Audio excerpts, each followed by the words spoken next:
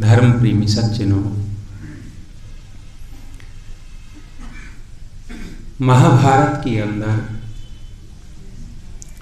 यक्ष और युधिष्ठिर का विशेष संवाद हुआ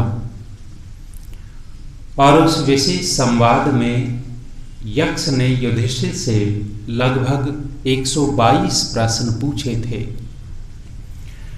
और वे प्रश्न जितने प्रासंगिक उस समय थे उतने ही प्रासंगिक आज वर्तमान समय भी हैं। और युधिष्ठिर कोई साधारण व्यक्ति नहीं थे। उन्होंने उन प्रश्नों के बहुत युक्ति युक्त उत्तर दिए थे।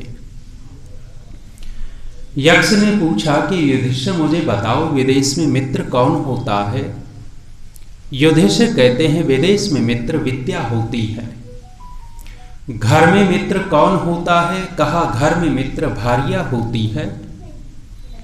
मरते हुए का मित्र कौन? कहने लग गए मरते हुए का मित्र धर्म होता है। रोगी का मित्र कौन? रोगी का मित्र औषधि होती है। प्रश्न करते जा रहे थे और उत्तर मिलते जा रहे थे। अचानक यक्ष ने एक साथ 4 प्रश्न पूछ डाले। कहा कि युधिष्ठिर मुझे बताओ, संसार में कौन मनुष्य मरा हुआ होता है? संसार में कौन सा देश मर जाता है? संसार के अंदर कौन सा दिया हुआ दान मर जाता है? और संसार के अंदर कौन सा किया हुआ यज्ञ मर जाता है? एक साथ 4 प्रश्न पूछ लिए। कथम पुरुषः मृतः स्यात्, कथम राष्ट्रम मृतम भवेत्, कथम दानम मृतम स्यात्, कथम यज्ञः मृतः भवेत्। युधिष्ठिर कहते हैं कि यक्ष तुमने मेरे से पूछा है कि संसार में कौन मनुष्य मरा हुआ होता है, तो सुनो, दरिद्रः पुरुषः मृतः स्यात्। संसार में दरिद्र मनुष्य मरा हुआ होता है। और जब हम इस दरिद्र शब्द को सुनते हैं, हमारा मन मस्तिष्क इस दरिद्र शब्द का एक अर्थ निकाल करके हमारे सामने रख देता है और हम दरिद्र शब्द का बहुत सामान्य सा अर्थ करने लग जाते हैं गरीब, और गरीब का अर्थ करने लगते हैं धनहीन, साधनहीन। लेकिन ये दरिद्र शब्द गरीब को नहीं कह रहा है। जिसने इस दरिद्र शब्द का निर्माण किया उन्हीं से पूछा कि इसका अर्थ क्या करें। महर्षि पाणिनि ने इस शब्द का निर्माण किया है तो अर्थ भी वही बताते हैं। कहा कि दरिद्रा दुर्गतौ, अर्थात दरिद्र शब्द का अर्थ होगा जिस व्यक्ति की दुर्गति हो रही हो वह व्यक्ति दरिद्र कहलाएगा। जिस व्यक्ति की दुर्गति हो रही हो वह व्यक्ति दरिद्र कहलाएगा। और युधिष्ठिर कहते हैं दरिद्रः पुरुषः मृतः स्यात्। इस परिभाषा के आधार पर करोड़पति, अरबपति, खरबपति व्यक्ति भी दरिद्र हो सकता है और एक सामान्य झोंपड़ी वाला व्यक्ति भी संपन्न कहला सकता है। हमारे देश में एक विदेशी महिला आई थी और धन की दृष्टि से कहते हैं कि करोड़ों अरबों डॉलरों की मालकिन थी। और जब हमारे देश में आई, भारत देश में आई, कोई यात्री विमान में बैठ कर के नहीं आई थी, वो अपने स्पेशल विमान में आई थी और उसका जहाज हमारे देश की धरती पर उतर गया था, लेकिन वो महिला उतर नहीं पाई थी। क्यों नहीं उतर पाई? क्योंकि उसके शरीर के अंदर लगभग 450 किलो वजन था। 400-450 किलो वजन जिसके शरीर में हो वो चल फिर नहीं सकता। कहने को लाखों करोड़ों डॉलरों की मालकिन थी, लेकिन कहीं न कहीं दुर्गति को प्राप्त थी। उसकी भी इच्छा होती थी कि मैं भी कहीं मॉल में जाकर के शॉपिंग कर लूं, मैं भी किसी उद्यान में जाकर के टहलना घूमना कर लूं, मैं भी सैर सपाटे कर सकूं, लेकिन वो महिला अपने कमरे में भी 10 कदम नहीं चल पाती थी। इलाज के लिए आई थी। आपने अखबारों में पढ़ा हो, कई वर्ष पहले की बात है। दरिद्रः पुरुषः मृतः स्यात्, जिसकी दुर्गति हो रही है वह दरिद्र कहलाता है। अब हम अपना अपना निरीक्षण करके देखें कि कहीं हमारी दुर्गति तो नहीं हो रही। हे गृहस्थी लोगों, यदि अपने आप को संपन्न बनाते हो, संपन्न मानते हो और संपन्नता की ओर जाना चाहते हो तो दरिद्रता दूर करनी पड़ेगी। गृहस्थ के अंदर वेद ने संकेत किया, गृहा मा विभीत मा वेपध्वम। कहने लग गए कि गृहस्थ से डरो मत और गृहस्थ से वेपध्वम, कांपो भी मत। ऐसा लगता है कि गृहस्थ डराने और कपाने वाली चीज है, जब वेद इसका निषेध कर रहा है कि डरो मत और कांपो मत, इसका मतलब तो निकलेगा कहीं न कहीं कि डराने और कपाने वाली चीज है। वेद कभी भी अधूरी बात नहीं कहेगा, पूरी बात कहेगा। एक लड़का मुझे रेलवे स्टेशन पर छोड़ने आया था। छोड़ने आया, बातचीत बड़ी मधुर चल रही थी और अचानक उस बातचीत के अंदर लड़का बोल बैठा कि आचार्य जी गलती हो गई, गलती हो गई। मैंने कहा कि भाई हम तो बड़े अच्छे से बात कर रहे हैं, तुमने कहाँ गलती कर दी? वो कहने लग गया कि आचार्य जी गलती कर दी। अपनी हरियाणवी भाषा में उसने बोला कि आचार्य जी ब्याह करवा लिया, गलती कर दी। विवाह को गलती मान रहा है।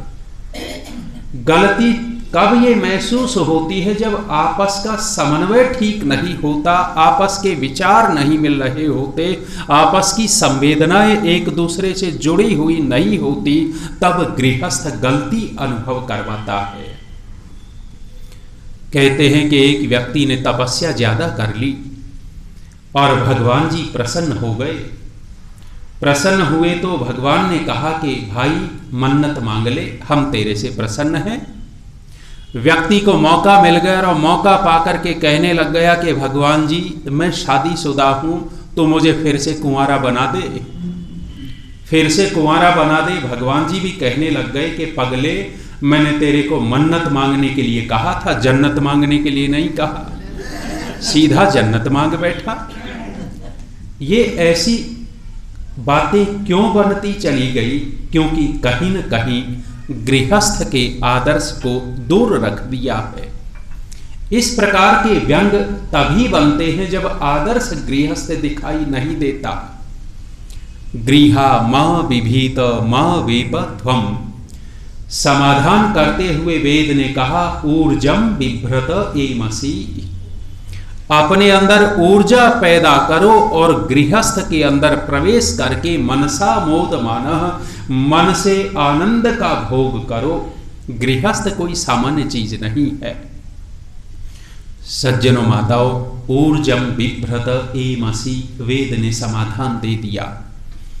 ऊर्जा पैदा करो, बल पैदा करो, शरीर का बल, बुद्धि का बल और आत्मा का बल जिसके अंदर है वो कहीं भी रहेगा, वो दुखी नहीं रहेगा, वो आनंद में रहेगा।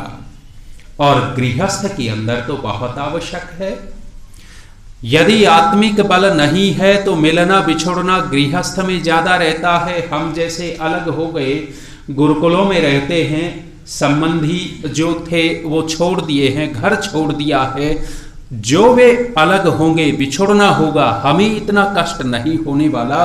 लेकिन गृहस्थ लोग वो सभी संबंधों में बंधे हुए होते हैं और वहां जब मिलना बिछुड़ना होता है, जब बिछुड़ना होता है, यदि आत्मिक बल नहीं हुआ तो दर्द ज्यादा महसूस होगा बिछुड़ने का। इसलिए वेद कहता है ऊर्जम बिभ्रत एमसी, अपने अंदर ऊर्जा पैदा करो, ताकत पैदा करो। और आत्मिक ताकत जिसके अंदर जितनी ज्यादा होगी, गृहस्थ के उतने ही झंझावातों को बहुत अच्छे से झेल लेगा। और जिसके अंदर आत्मिक ऊर्जा नहीं है वह छोटी छोटी समस्याओं में घिरा रहेगा। दूसरी ऊर्जा बौद्धिक ऊर्जा। बौद्धिक ऊर्जा की परम आवश्यकता है गृहस्थ के अंदर। क्यों? क्योंकि जब गृहस्थी बनते हैं और गृहस्थी बनने के बाद परस्पर एक दूसरे की भावना को समझना होता है। यदि परस्पर एक दूसरे की भावना की कदर नहीं की जा रही, भावनाओं को नहीं समझा जा रहा, तो बौद्धिक ऊर्जा के अभाव में कहीं न कहीं खटपट होती रहेगी। गृहस्थ ठीक नहीं चल सकता। वे गृहस्थी ज्यादा सफल हैं। पत्नी ने पति की भावना को समझा और उसके अनुकूल आचरण किया। पति ने पत्नी की भावना को समझा और उसके अनुकूल आचरण किया। वे पति पत्नी आदर्श कहलाएंगे, उनका प्रेम अधिक दृढ़ मिलेगा। और जो एक दूसरे की भावना की कदर नहीं करते और कहीं न कहीं भावनाओं को ठेस पहुंचाते रहते हैं, वे गृहस्थी सुखी नहीं मिलेंगी, कहीं न कहीं खटबड़ होती रहेगी। हमारे आर्य समाज के एक बहुत सुयोग्य विद्वान हुए, आपके आर्य समाज में प्रवचन करने के लिए कभी आए होंगे। नाम था प्रोफेसर रामप्रसाद वेदालंकार। प्रोफेसर रामप्रसाद वेदालंकार जी गुरुकुल कांगड़ी के उपकुलपति भी रहे और उन्होंने बहुत छोटी छोटी विशेष पुस्तकें लिखी, प्रेरणादायी पुस्तकें लिखी। उन्होंने एक पुस्तक लिखी थी, वैदिक आदर्श परिवार। गृहस्थी लोग परिवार में कैसे रहें, कैसा होता है आदर्श परिवार, वो पुस्तक विशेष रूप से गृहस्थियों के लिए लिखी। पुरानी हो गई थी, आज वर्तमान में प्रोफेसर साहब दुनिया में नहीं हैं। वो पुरानी पुस्तक नए ढंग से छपवानी थी। उनकी पत्नी ने उस पुस्तक को कंप्यूटराइज्ड करवा करके नए ढंग से छपवाया और छपवाया तो उसमें प्राक कथन उन्होंने अपने आप लिखा। जब उनका नाम सरोज है, माता सरोज, उन्होंने प्राक कथन लिखा तो अपने जीवन की घटना साथ में दे दी। पति पत्नी का किस तरह से व्यवहार उनका रहा है, क्योंकि वैदिक आदर्श परिवार पुस्तक है तो गृहस्थ की बातें, अपने अनुभव की बातें भी वो जोड़ देती हैं। कहती हैं कि जब हमारा विवाह हुआ था, विवाह होने के बाद जब ससुराल चली गई थी, जब ससुराल गई तो मैंने प्रवचन सुन रखे थे, आर्य समाज की सत्संग में जाया करती थी, उसका प्रभाव था। जब ससुराल में गई तो मैं अपने पति की भावनाएं पढ़ा करती थी, देखा करती थी कि ये किस प्रकार की बातचीत करना पसंद करते हैं, ये क्या खाना पीना पसंद करते हैं, किस प्रकार के वस्त्र पहनना पसंद करते हैं, कैसे लोगों के पास उठना बैठना पसंद करते हैं। वो एक एक बात को रीड करती थी और उसको देख करके वैसा ही अनुकूल आचरण करने का प्रयत्न करती थी। और उस प्राक कथन में लिखा है कि कहते हैं कि मेरे पति भी मुझे ऐसे ही रीड करते थे, मेरी भावनाओं को समझते थे और मेरे अनुकूल आचरण करने का वे भी प्रयत्न करते थे। कहती हैं कि मैंने अपने पति को देखा कि वो रात्रि में रोटी सब्जी भोजन खाना कम पसंद करते थे, रात्रि में खिचड़ी खाना ज़्यादा पसंद करते थे। कहती हैं कि उनकी भावना के अनुकूल एक दिन मैंने खिचड़ी बना करके तैयार की और खिचड़ी बना करके पतिदेव की थाली में डाल करके सामने रख दी और पतिदेव खिचड़ी खाते चले गए, कुछ बोले नहीं। जब ये माताएं बहनें भोजन करवाती हैं तो जब कोई कुछ न बोले तो ये ही पूछ लेती हैं कि जी नमक तो ठीक है, नमक मिर्च ठीक है, और नमक मिर्च तो बहाना है। पूछना कुछ और चाहती है, कहलवाना कुछ और चाहती है, भोजन की प्रशंसा सुनने को मिले, भोजन कैसा बना। कहती है कि बोले नहीं तो मैंने ही पूछ लिया कि पति देव खिचड़ी कैसी बनी। कहते हैं कि मेरे पति ने मेरी बड़ाई बहुत की, प्रशंसा करते चले गए और प्रशंसा करते करते एक वाक्य बोला कि देवी जी तेरे हाथों में तो जादू है, जादू, क्या खिचड़ी बनाई है। अरे नई नई दुल्हन हो और नई नई दुल्हन को इतनी सारी प्रशंसा मिल जाए। कहती हैं कि मेरा चेहरा फूल करके कुप्पा हो गया। सोचने लग गई कि सरोज तेरे जैसी पाक कला में दुनिया में और दूसरी कौन होगी। इतनी प्रशंसा सुन ली।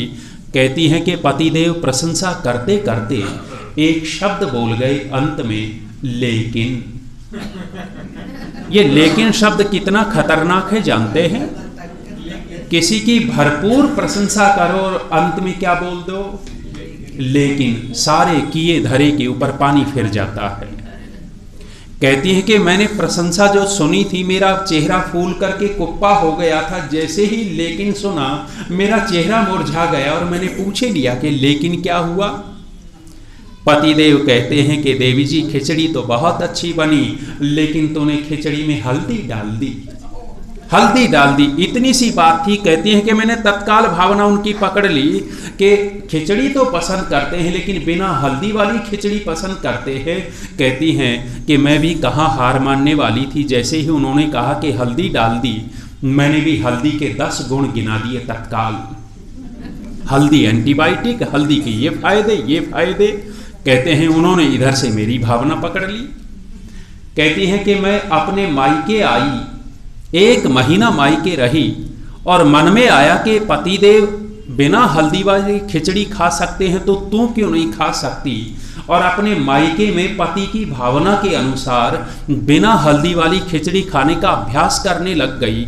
10-12 बार खिचड़ी बना करके खाई, अभ्यास हो गया। फिर से अपने मायके व ससुराल में गई है। 2-4 दिन के बाद फिर खिचड़ी तैयार की, फिर पतिदेव के सामने रखी। पतिदेव खा रहे हैं, बोल नहीं रहे। फिर ये पूछ लेती हैं कि अब की बार कैसी बनी खिचड़ी। कहती हैं कि पहले की तरह प्रशंसा बहुत की और प्रशंसा करके वही शब्द फिर बोल दिया, लेकिन। सोचती हैं कि जिस लेकिन से बचने के लिए 1 महीना तपस्या करके आई हुई है, लेकिन तो फिर वही का वही है। पूछा कि पतिदेव लेकिन क्या हुआ।